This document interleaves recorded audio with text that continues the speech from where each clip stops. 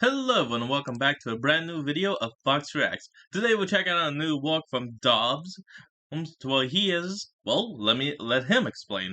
I commissioned one Fakemon for every unused type combination in Pokemon. And that's what this video is gonna be about. Let's hop in. Video, I'm gonna show you what we came up with. So, here we go. Also, this video is sponsored by Tokyo Tree and Quench, the normal rock type. And you're probably wondering why this is my favorite. Well, it's because of the meme potential it has. You see, I thought it'd be hilarious if the first normal rock type Pokemon was quite literally just a normal rock. Yeah, just a random boulder on the side of the road that happens to have a face drawn on it with a marker. And the mystery behind this Pokemon is that no one actually knows if it's a real Pokemon or not. So therefore, they allow trainers to battle with it. So meet Rocky, the normal rock type Pokemon that comes with the ability to disguise and only knows the move Fling. But when this Pokemon uses Fling, instead of the item being thrown, the trainer throws the Pokemon at the opponent. And let me tell you, it is quite effective. Yeah.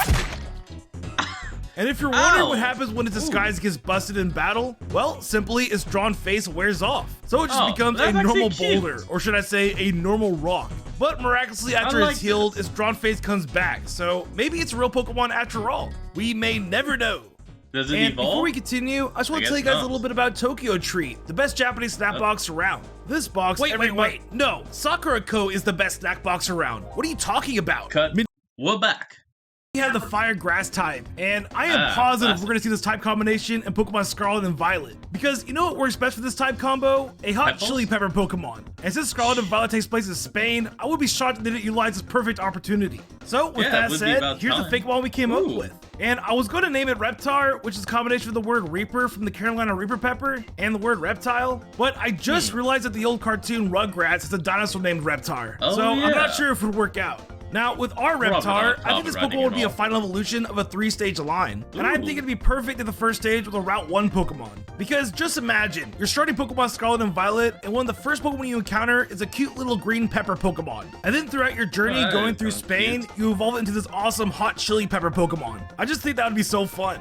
And as for his stats, I think it'd definitely be an offensive attacker, with probably the ability Flame Body. Because when you eat a hot chili pepper, your mouth do get burnt though. And as for his signature move, maybe you could have the move Heat Wave, because again, when you eat a hot chili pepper, the heat does come in waves.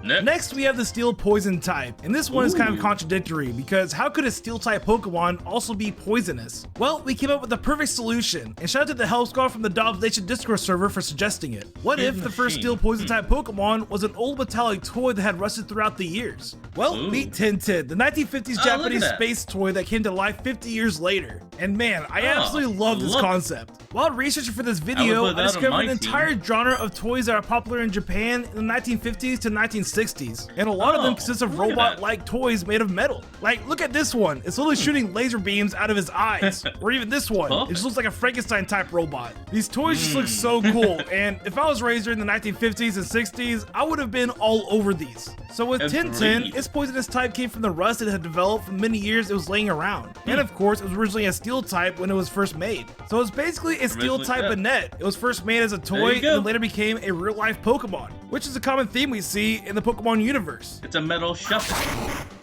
Next up, we have the Fire Fairy type, and I immediately thought this type combo would be perfect for a Pixie Fireball Pokemon, because just recently I saw the animated film House Movie Castle, and there's this character named Calcifer in it. And what's so cool about Calcifer is that it's a fire demon that falls from the sky. And with these fire demons, as soon as they hit the ground, they extinguish. But if someone happens to catch one of them before that happens, they can then bind a contract where the fire demon lives, and the person who caught them gains magical powers. So I thought our Fakemon could be just like that. So here's how. The first Fire Fairy type Pokemon. And just like with Calcifer, Howls come from the sky as well, and can only survive if a trainer catches them before they hit the ground. So just imagine a meteor fall of fireballs coming from the sky, and you're just trying to hit one of them with a Pokeball to catch one. I just think that'd be such a fun way to catch a rare Pokemon, especially if it turns out to be a shiny.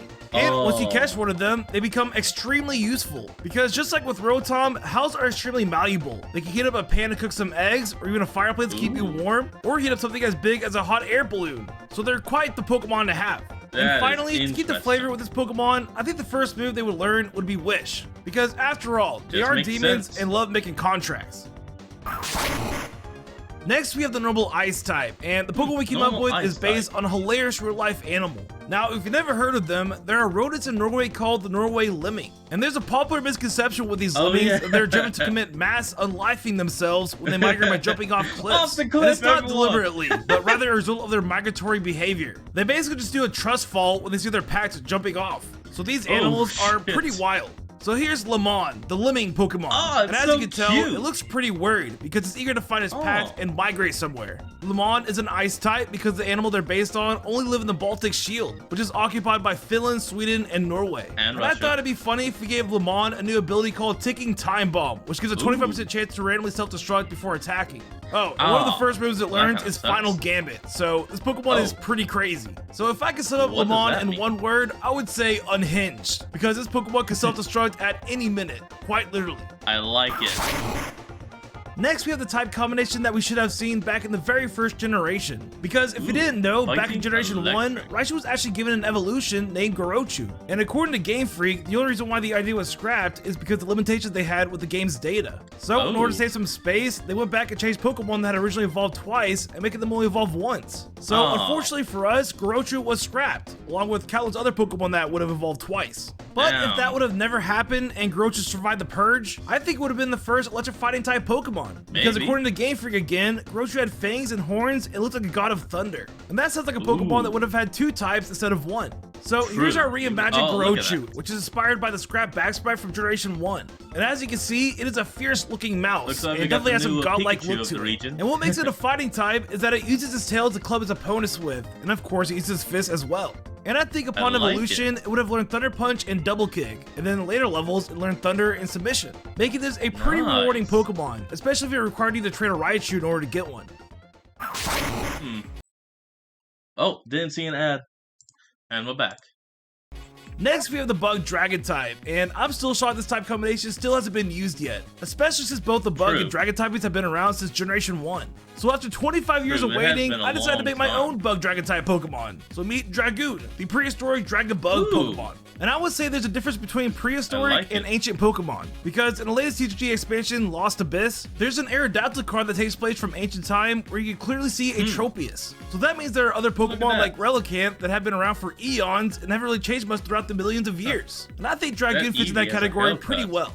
And on top of being a prehistoric Pokemon, I think Dragoon will fit well as a pseudo-legendary, because pseudo-legendaries tend to be the first among their type combination, and on top of that, as you can see, a lot of them are Dragon type. And that's probably because the Dragon typing is known to be a legendary typing. I swear they said that in the anime somewhere.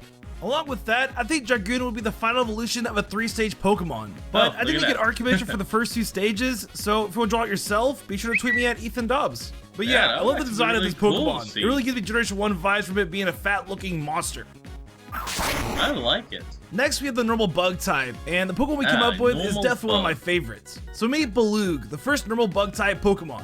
And when I was brainstorming on what we could do for a normal Pokemon that has the bug typing, I took some inspiration from Parasect, which is a bug that's infested with parasites. So with Balug, it's a normal bear, but what makes it a bug type is that it's infested with fleas. And as you can see, it has scratch marks all over it because it is very itchy. And props to you if you notice it. But yes, this Pokemon is based on Baloo from Jungle Book, one of my favorite Disney movies. And in that movie, during the song Bare Necessities, Baloo scratches his back on a palm tree. And as you can tell, he is enjoying it a lot. So that is what inspired me for Baloo. And with that, I think it'd be fun that Baloo had a new ability where if a Pokemon makes physical contact with it, they adopt the infestation status, which takes 1/8 of the target's maximum HP because it's infested with bugs. And I also think it'd be fun if Baloo had bug-type moves like Bug Bite and Quiver Dance, along with normal-type moves like Crush Claw and Thrash. I just think all around Baloo would be such a fun Pokemon, especially seeing it itch itself in like a dancing motion in this idle animation.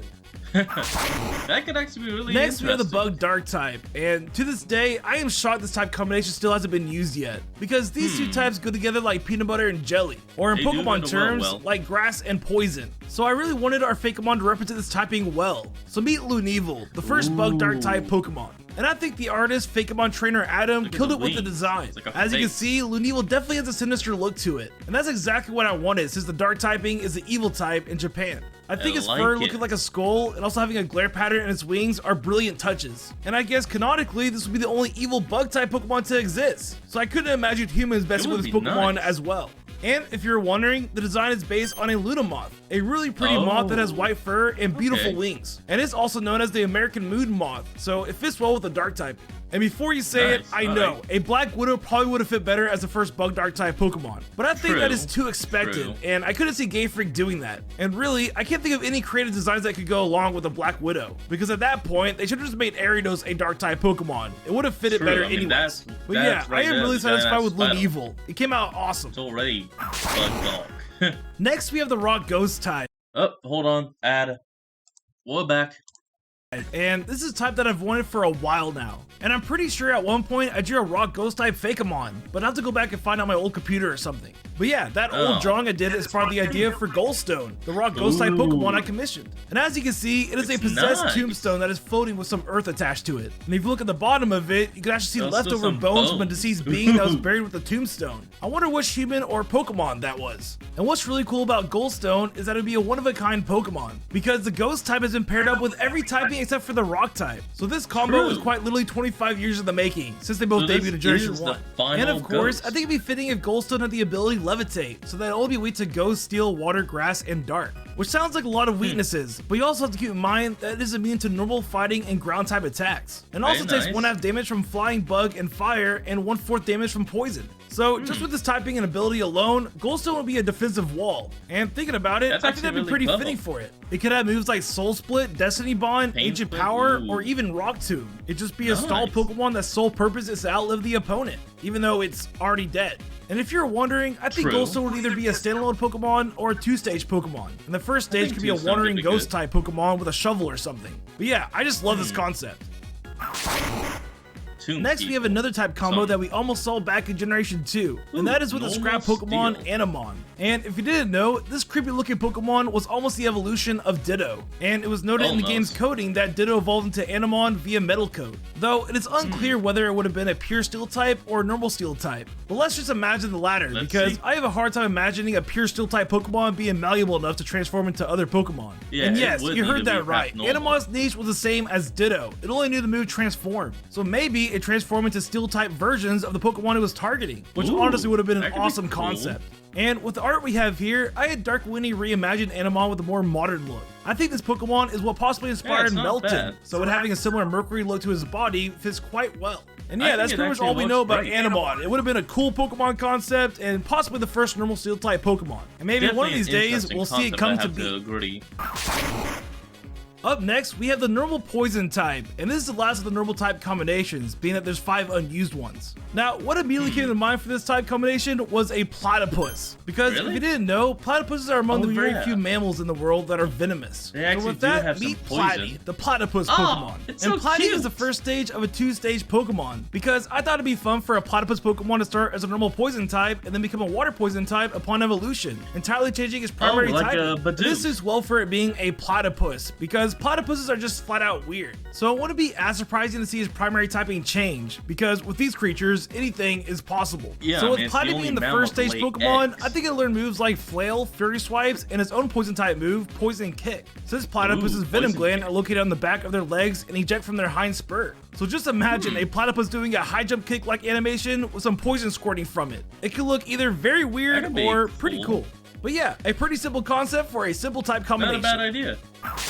It could walk. Next, we have the Ground Fairy type, and at first, I was pretty stumped with what creature could fit this typing. But after asking around for some ideas, Pokemon trainer Adam came up with a brilliant idea to base it on a Nuno Sapunso, which is a dwarf-like nature spirit that resides on an anthill or termite mound. And Nuno Sapunso translates to Old Man of the Mound. And in the Western, this mythical creature could probably be better known as a hobbit, like from Lord of the Rings. And I just thought that worked perfectly for this type combination. So here's Hommit, the Ground Fairy type Pokemon. And with his name, I essentially took the word hobbit and mound and fused them together. And it seems to fit pretty well. Kind of sounds like the word hermit, which is synonymous with an old man who lives in solitude. And since Adam came up with the idea, he went ahead and made a second form of Hommit where it's missing his mounded body. And I think this would be like Icy's ability, Ice Phase, where when Hommit gets hit with a physical attack, the mount takes a hit as a substitute and breaks off from his body. And instead of Ice Phase, we can call it the mounted ability, so it makes more sense. As for his stages and move pool, I think Hommit would suit best as a standalone Pokemon with no evolutions. And for his move pool, I think we'll learn moves like Crafty Shield, Play Rough, Earthquake, and the mud moves like Mud Bomb, Shot, Sport, and Slap. Because Hommit do be very muddy though. And yeah, I really love the concept for this Pokemon. It seriously fits well for the ground fairy typing. And maybe someday we'll see something like this in the future. Maybe, maybe not. I hope we do. Next up, we have the fighting ground type. And let me ask you, what is the first creature that comes to mind when thinking about a grounded fighting monster? Did you happen to think of the Ninja Turtles? Because that's the only option. What? So here's Da Vinci, the fighting turtle Pokemon. And as you probably know, the Ninja Turtles are all named after high Renaissance artists. So the name Da Vinci comes from Leonardo's family name of Vinci. And as you can see, Da Vinci really looks like a Pokemon version of a Ninja Turtle. And the marks on his body resembles each bandana color the Ninja Turtles wear. I'm not sure if these marks would have any kind of ability with them. We basically added them because without them, Da Vinci looked kind of naked. But if y'all have any fun ideas, let us know in the comments. As for his ability and move pool, I think Da Vinci would have the bulletproof ability, because apparently the shells of the Ninja Turtles are bulletproof. So Da Vinci would just simply turn around and take moves like Ice Ball, Energy Ball, Beak Blast, and Octazooka. As for his move pool, I think would have Water Shuriken, Karate Chop, Smoke Screen, Double Team, Spikes, and probably Manitoon or Earthquake for his stab ground type move. Just all fun ninja-like moves to give it flavor. Oh, and also, let's just say Da Vinci only eats pizza. Even if it's holding a berry like a citrus berry, it won't eat it. It will only eat pizza, which would be a pretty fun concept as well.